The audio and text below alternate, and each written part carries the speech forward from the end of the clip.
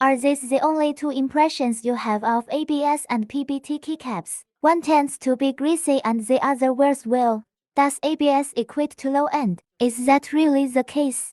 This episode will help you understand more about ABS, let you know more clearly ABS material keycap pros and cons. Let's start with what is ABS. When it comes to the ABS keycap, you must have come to the mind of the old internet cafe. That a handful of polished interface corner coating pulp, full of fingerprint dust, smooth touch, look very era of the keyboard.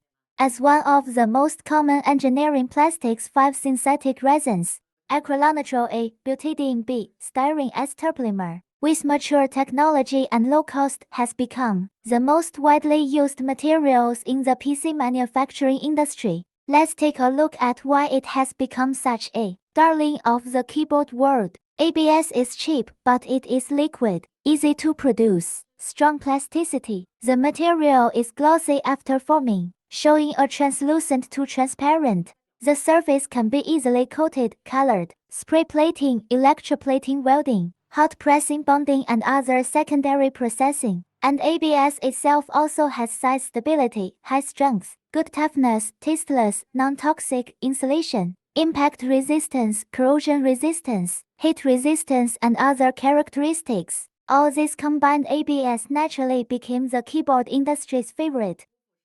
It can be smoother, it can be rougher, it can be textured, it can be two-color injection molding. Keycap appearance neat and exquisite, uniform texture, silk screen printing, radium carving processing are very convenient. It also increases its transparency to accommodate the keycap's RGB backlight. It is also capable of dealing with many complex working environments and more complex users. Examples include spilled coffee and tea skincare products, rising and falling room temperatures, constant and frequent knocks.